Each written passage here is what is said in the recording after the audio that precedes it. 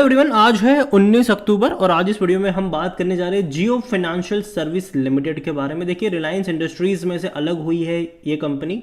210 रुपए का शेयर है। नतीजे आने के बाद लगातार ये नीचे की तरफ जा रहा है। पिछले 2 दिनों से रिजल्ट्स इनके आने के बाद लगातार ये नीचे की तरफ गिर रहा है। 210 रुपए पर आ चुका है और इससे पहले भी जब बहुत बड़ी गिरावट आई थी तो 202 रुपए का इसने इंट्राडे लो बनाया था, वहां से तेजी आई थी क्योंकि बड़े फंड हाउस की तरफ से उस लेवल पर बाइंग आ गई थी।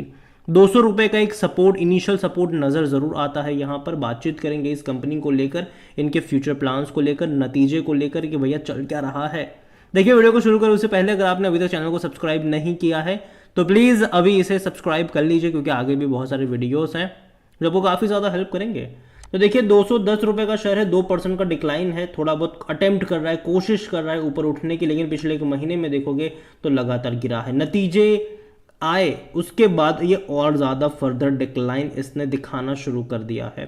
तो गिरावट डेफिनेटली कह सकते हैं कि बड़ी गिरावट हमें यहाँ पर देखने को मिल रही है। इवन अगर हम बात करें जो इसका हाल फिलहाल में ही कंपनी जब अलग से लिस्ट हुई थी और लिस्ट होते ही लगातार गिरावट बनी थी, 202 रुपए का इंट्राडे लो बनाया था, वहां से बड़ी तेजी देखने को मिली, 255 पे गया। लेकिन उसके बाद कई सारे जो इंडेक्स का ये पार्ट था वहां से ये जैसे ही हटा, एक सेलिंग प्रेशर नजर आया और अभी भी देखा जाए तो नीचे की तरफ जाता नजर आ जरूर रहा है। लेकिन हाँ, रुपए का एक इनिशियल सपोर्ट लग जरूर रहा है। देखो, अभी अगर हम बात करें मुकेश अंबानी के जियो फाइनेंशियल सर्विसेज की, तो भैया इन्होंने लैंडिंग बिजनेस, इंश्योरेंस बिजनेस वगैरह इन्होंने स्टार्ट जरूर करा है।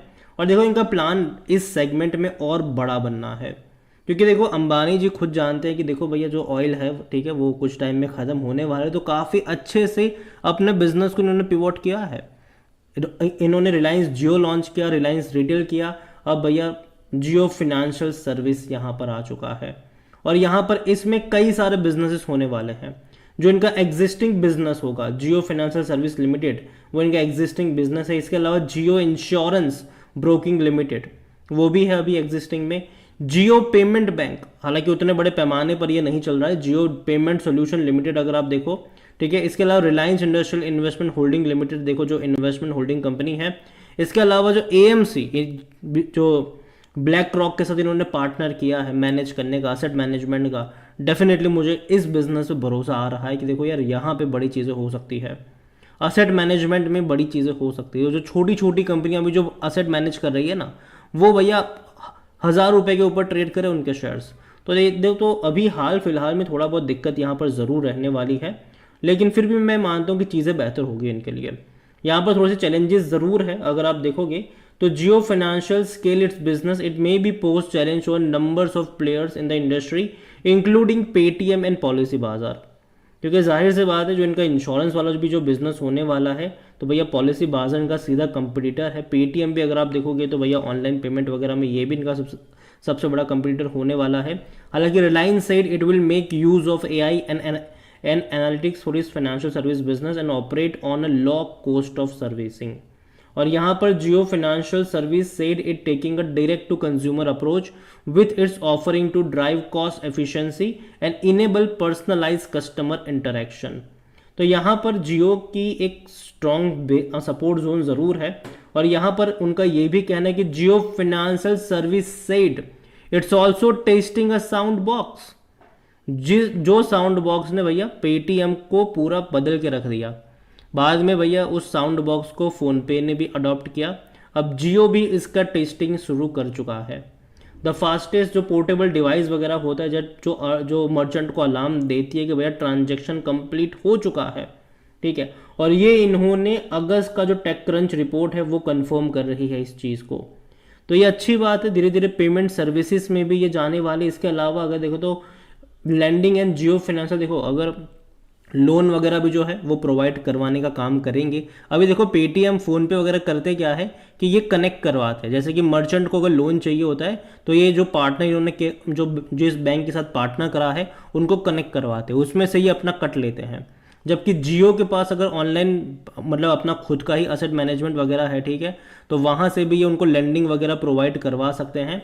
और लोन फैसिलिटीज़ हो गया, ठीक है, जिसमें से अलग अलग लोन, जैसे कि व्हीकल्स लोन हो गया, होम परचेज लोन हो गया, ये बहुत सारी चीज़ें जियो के पूरे उसमें आने वाले हैं। एक बार अगर मर्चेंट इनके इकोसिस्टम में आ गया तो उसका उस मर्चेंट की जो भी नीड होगी, ठीक है, चाहे अपने बिजनेस को बड़ा बनाना हो, चाहे अपने व्हीकल्स को लेकर लोन मतलब उनको अपने व्हीकल्स के लिए लोन लेना हो, ठीक है, हाउस परचेज वगैरह हो, तो वहाँ पर सब कुछ यहाँ पर हो जाएगा यूजिंग अ कोलेट्रल। तो देखते हैं कि चीज़ें कहाँ तक जाती है। हालांकि मुझे लगता है कि पोटेंशियल है इसमें। अभी के लिए लगातार डिक्लाइन मोड ज़रूर देखने को मिल रहा है, लेकिन मैं पहले भी बोल चुका हूँ, मैं अब भी कहूँगा कि बॉटम कहाँ बनेगा ये कोई नहीं जानता, मैं भी नहीं जानता हूँ, ठीक है।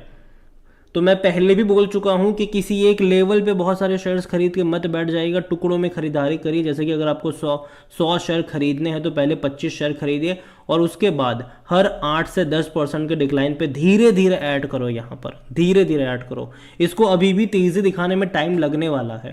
देखो सितंबर के नंबर ठीक ठाक रहे, ठीक है, हालांकि अच्छे ही थे। एक बहुत बड़ा पैसा इनको भैया डिविडेंड के फॉर्म में मिला भी है, जो कि बहुत बड़ी बात है, जिसको लेकर मैं ऑलरेडी एक प्रीवियस वीडियो में बात कर चुका हूं।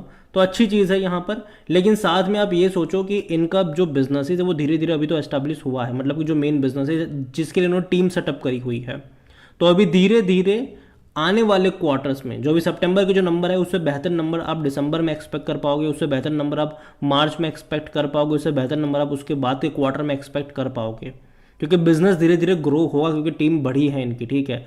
तो वो जोश और वो मतलब टेक के साथ वो लोग काम कर पाएंगे। और दूसरी बड़ी बात यहाँ पर ये है कि अब तक हमने यहाँ पर इनकी स्टोरीज देखी है कि भैया अलग अलग इंडाइसिस है, इसको हटा दिया गया। अब एकदम से जगह नहीं मिलेगी इनको इंडाइसिस में, टाइम लगेगा। और मुझे लगता है कि जनवरी फरवरी के बाद से आप खबरें सुनेंगे कि इस इंडाइसिस में इसको मतलब जगह मिली है, इस इंडाइसिस में इसको जगह मिली है, क्योंकि एनबीएफसी सेक्टर की दूसरी सबसे बड़ी कंपनी, आप इसको अवॉइड नहीं कर सकते हैं।